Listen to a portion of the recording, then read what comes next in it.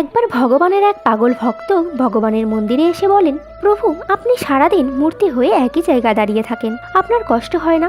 আজ আমি আপনার জায়গায় মূর্তি হয়ে দাঁড়িয়ে থাকতে চাই, যাতে আপনি আরামে ঘুরে বেড়াতে পারেন। ভগবান সেই পাগল ভক্তের কথা মেনে নেন আর শর্ত দিয়ে সেই ভক্তকে বলেন, যে এই মন্দিরে প্রার্থনা করতে আসবে তার কথা কেবলই তোমার শুনে যেতে হবে, তাকে কিছুই বলতে পারবে না। ভক্ত শর্ত স্বীকার করে নেন এবং সেখানে ভগবানের মূর্তির রূপ ধারণ করে দাঁড়িয়ে পড়েন। প্রথম ব্যক্তি যে মন্দিরে আসেন সে এক ব্যবসায়ী ছিল। সেই ব্যক্তি ভগবানকে বলেন, ভগবান, আমি এক নতুন কারখানা খুলেছি, দয়া করে সেই কারখানার যেন উন্নতি হয়। এটি বলে যখন সেই ব্যক্তি নিজে হয়ে প্রণাম করতে যাবেন, ঠিক তখনই তার মানিব্যাগ নিচে পড়ে যায়। সেই ব্যক্তি না দেখেই মন্দির থেকে চলে যান। তবেই মূর্তিরূপী সেই ভক্ত এটি দেখে ব্যাকুল হয়ে যান আর ভাবেন, ওই ব্যক্তিকে কি তিনি বলে দেবেন তার মানিব্যাগ পড়ে গিয়েছে? তবে ভগবানের শর্ত অনুযায়ী সে কিছুই বলতে পারেন না। আর কিছুক্ষণ পরই সেখানে এক গরিব ব্যক্তি আসেন আর ভগবানকে বলেন, প্রভু, আমার গৃহে খাদ্যের কিছুই নেই, দয়া করে আমাকে সাহায্য করুন।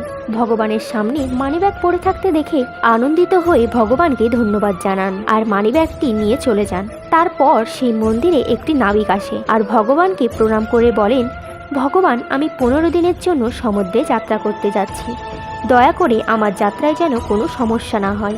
সেই সময় ব্যাপারী পুলিশের সঙ্গে মন্দিরে আসেন আর বলেন, এই নাবিক আমার মানিব্যাগ নিয়ে পালিয়েছে। পুলিশ তখন নাবিককে নিয়ে জেলে চলে যান।